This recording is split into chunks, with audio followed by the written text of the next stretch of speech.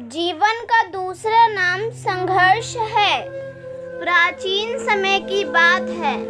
एक शहर में एक व्यक्ति रहता था जिसका नाम विनोद था। वह अपनी पत्नी और दो लड़का और दो लड़की के साथ रहता था और वह किसी छोटे मोटे प्लांट में काम किया करता था। विनोद और उसकी पत्नी खुशी खुशी अपना जीवन व्यतीत कर रहे थे। समय का चक्र बीत रहा था और उनके लड़का लड़की बड़े होते जा रहे थे। जब उसकी बड़ी बेटी कक्षा 5वीं में पढ़ रही थी, तभी एक दिन स्कूल की छुट्टी के समय जब वह लड़की सीढ़ियों से नीचे उतर रही थी, तभी पीछे से किसी लड़की से धक्के लगने पर वह सीढ़ी से नीचे गिर गई, जिसके कारण उसके पैर में चोट आ गई। जब लड़की घर पर लंगड़ाती हुई आई तो उसके पिता ने पूछा, क्या हुआ? तभी लड़की ने उन्हें पूरी बात बताई। पिता ने सोचा छोटी मोटी चोट है और यह सोचकर उसने अपनी बेटी से कहा कि इसे गर्म पानी से सेक लो, ठीक हो जाएगा।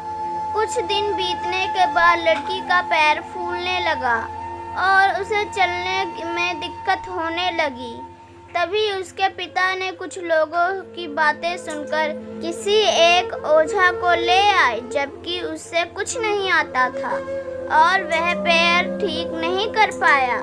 कुछ समय बीतने के बाद जब उसकी लड़की की हालत और ज़्यादा खराब होती जा रही थी, एक दिन जब उसके पिता अकेले कहीं बैठे हुए थे तो वह मन ही मन सोच रहे थे कि क्या करें। तभी सोचते सोचते उनके दिमाग में आया, क्यों ना डॉक्टर से दिखाया जाए। तभी दूसरे दिन वह अपनी लड़की को लेकर वहीं पास के अस्पताल में जाते हैं। डॉक्टर जब लड़की को देखता है तो लड़की के पिता से कहता है कि जल्द ही इसका ऑपरेशन करना होगा, क्योंकि इस लड़की के पैर में एक बहुत बड़ा घाव हो चुका है, जिसके कारण लड़की का पैर भी काटना पड़ सकता है। पिता डॉक्टर से पूछता है कि ऑपरेशन में कितने पैसे लगेंगे। तभी डॉक्टर कहता है 40,000 रुपये लगेंगे। पिता घबरा जाता है, लेकिन पैसे की तलाश में इधर से उधर जाने लगता है। इधर उधर भाग दौड़ करने के बाद पैसे की व्यवस्था कर लेता है और लड़की का ऑपरेशन हो जाता है। ऑपरेशन के बाद लड़की अपने घर आ जाती है, परंतु लड़की के पैर में कुछ सुधार ना होने के कारण पिता चिंतित रहने लगता है।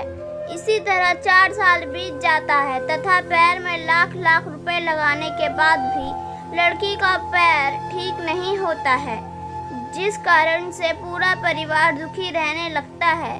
कुछ समय बीतने के बाद लड़की का विवाह हो गया और लड़की के जीवन में खुशहाली आ गई। पिता सोचता है कि अब सब कुछ ठीक हो जाएगा, संघर्षों का दौर खत्म हो गया, परंतु किस्मत को कुछ और ही मंजूर था। एक दिन जब वह बाजार जा रहा था, तभी पीछे से किसी ट्रक ने द्वारा उसका एक्सीडेंट हो गया, जिसके कारण उसके सर में गंभीर चोट आई। विनोद 1 महीने तक बिस्तर पर ही रहा। 1 महीने के बाद ठीक होने पर वह सोचा कि अब सब कुछ ठीक हो जाएगा। तभी उसकी पत्नी का स्वास्थ्य खराब होने लगा और वह बीमार पड़ गई। यहाँ वहाँ छोटे डॉक्टरों को दिखाने के बाद तबीयत और बिगड़ गई, जिसके कारण उन्हें वाराणसी के BAHU अस्पताल में ले जाना पड़ा।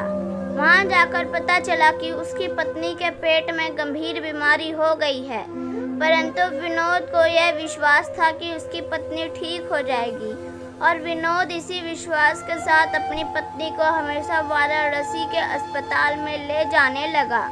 कुछ समय बीतने के बाद पत्नी के तबीयत में सुधार आने लगी। विनोद सोचा कि अब सब कुछ ठीक हो जाएगा। एक बार जब वह अपनी पत्नी को वाराणसी के अस्पताल में ले गया, डॉक्टर ने सभी रिपोर्टों को देखते हुए कहा, सब कुछ ठीक है। विनोद बहुत ही खुश हुआ और वह अपने पत्नी के साथ अपने शहर वापस आ गया। अगली सुबह सब कुछ ठीक था। विनोद विनोद का बड़ा और छोटा बेटा दोनों स्कूल चले गए और विनोद अपने काम पर चला गया।